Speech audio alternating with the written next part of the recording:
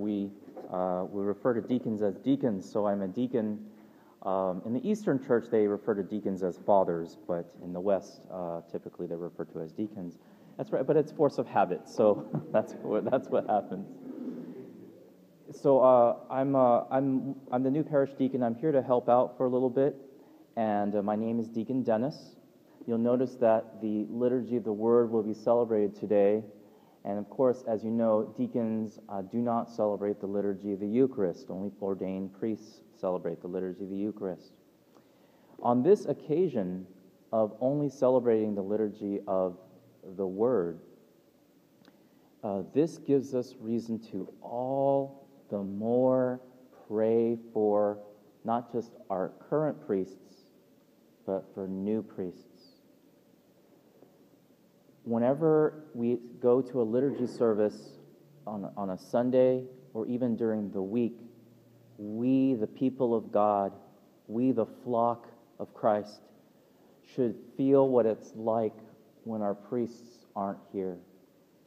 And normally when I come out to do a liturgy of the Word, I would put the priest's stole on the presider's chair. I believe that's in the general instruction, to remind us that we don't have the priest. And if we don't have the priest, we don't have the Eucharist.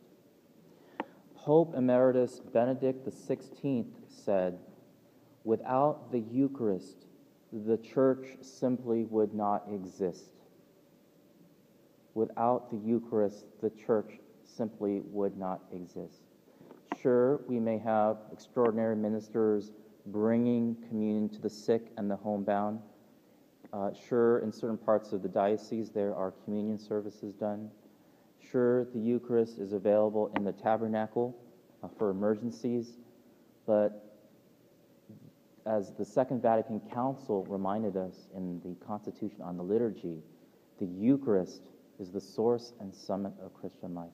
And just as a side note, I remember a couple of years ago being at a hospital, and we tried contacting a priest at the local parish. This was a fairly big city down in the Bay Area.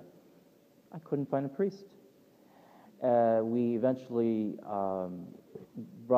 the person that was asking for a priest was actually asking for communion, so we were able to provide her with Holy Communion. But it made me feel, wow, what happened had this been a life or death emergency? So, again, the idea that we should be praying for our seminarians, we should be praying for those who are discerning the priesthood and open to it.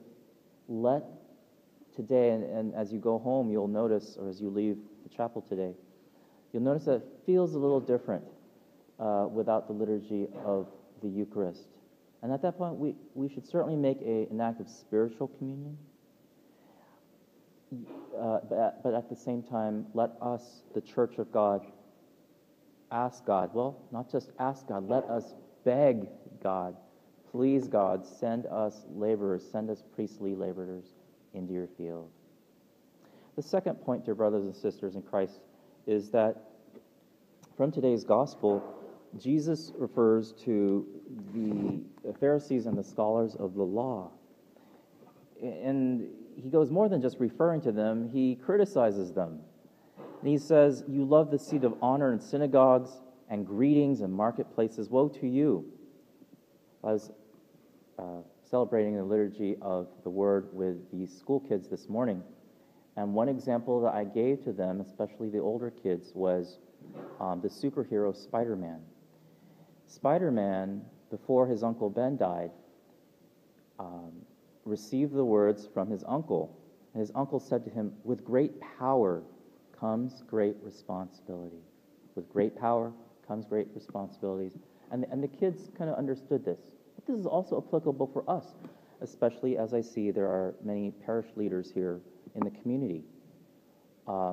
We are here for service. For those of us with positions of leadership, and we are here to serve others. We are there to be servants to each other. And that's what Jesus is reminding us. He is giving us a sense of humility. And this is the third point from this homily, the third and final point from this homily, is that Humility is the virtue most pleasing to God. It is the virtue that is the opposite of pride. It is the virtue of Our Lady, the most blessed mother of Jesus. And humility is set, the example of humility is set by Jesus himself.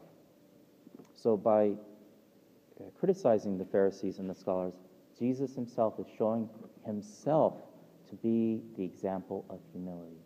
And humility doesn't mean, you let people walk all over us, or you don't speak out when you need to. But humility means, it comes from the Latin word humus, meaning the earth. And it means simply being truthful. Humility means being truthful. It means being who we are, who God intends us to be. And as we see in the first reading, as Brian so beautifully read this afternoon, in St. Paul's letter to the Romans, St. Paul refers to virtues such as kindness, forbearance, and patience. And he upholds those that practice these virtues as examples. So in summary, let us continue to pray for priests and more priests. Secondly, let us, for those of us that are in positions of leadership, be reminded in today's gospel that we are here for service. And thirdly, the virtue of humility is a virtue that Jesus himself is the example of humility for us to be humble. Let us turn to Our Lady, the mother, she who is the first disciple, she who was the mother of he who died on the cross and resurrected, and let us turn to her as our model.